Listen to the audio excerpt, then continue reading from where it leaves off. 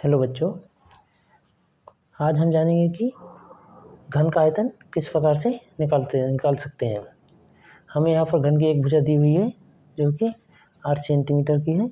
हम जानते हैं कि घन की प्रत्येक भुजा बराबर होती है, इसलिए एक भुजा की यदि लंबाई 8 सेंटीमीटर तो बाकी भुजाएं भी 8 सेंटीमीटर की होंगी। तो एक बार हम क्वेश्चन अच्छी तरह से पढ़ते हैं।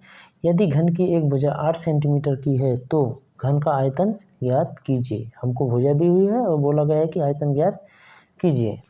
तो हम लिखते हैं, क्या दिया हमको, भुजा बराबर 8 सेंटीमीटर, भुजा ए बराबर 8 सेंटीमीटर और घन का आयतन ज्ञात करने के लिए बोला गया है। लिखेंगे घन का आयतन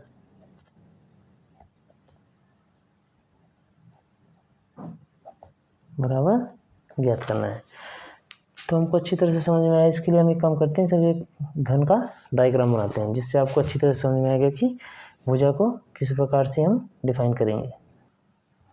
तो बच्चों, हमने डायग्राम बना लिया है। देखते हैं डायग्राम में घन का आयतन हम किस प्रकार से निकालें और घन की भुजा का माप किस प्रकार से होता है। तो जैसे कि हम देख पा रहे हैं कि ये घन है, घन की जो सभी भुजाएं क्या है, बराबर होती हैं। अगर एक भुजा 8 सेंटीमीटर की तो बाकी भुजाएं भी 8 सेंटीमीटर की होंगी। ये वाली भी 8 सेंटीमीटर, ये भी 8, ये 8, मतलब सारी भुजाएं जो है 8 सेंटीमीटर की होंगी।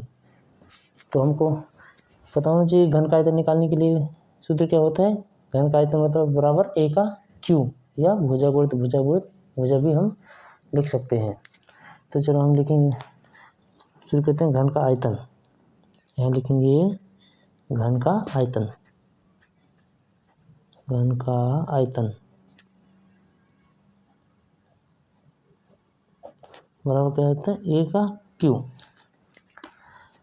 हमको ए का मान पता है, ए का मान है 8, तो ए का मान 8। इसके बाद ए का क्यू है तो 8 इंटू 8 इंटू 8 इक्वल टू,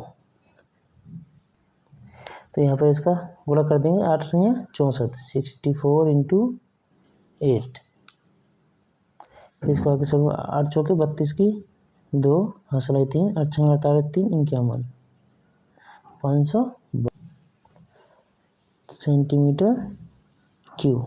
ये क्या निकाल दिया हमने, घन का आयतन। तो बच्चों, आपने देखा होगा कितने सिंपल तरीके से घन का आयतन निकाल लिया हमने। हमको मेन ये पता होना चाहिए कि हमको क्वेश्चन में क्या दिया गया है और हमको क्या निकालना है और इसके लिए हमको किस किस चीज़ की आवश्यकता होगी। तो हमने देखा कि घन की सभी भुजाएं बराबर होती हैं। यहाँ पर दिया है एक भुजा 8 सेंटीमीटर दी हुई है, तो हमको ये पता चल गया कि सभी भुजाएं 8 सेंटीमीटर की ही होती हैं। हमको ये भी, और घन का आयतन बराबर क्या था, ए का क्यू। तो हमने इसमें सीधे सिंपली मान रख दिया, ए का क्यू किया, उसके बाद इनको मल्टीप्लाई कर दिया, तो हमारा आ गया 512 सेंटीमीटर क्यू।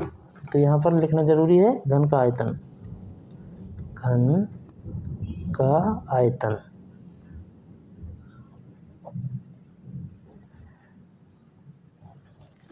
512 centimetre cube. तो बच्चों, इस प्रकार से हम घन का आयतन निकाल सकते हैं। अगर हमारा वीडियो आपको अच्छा लगा तो हमारी वीडियो को लाइक करें।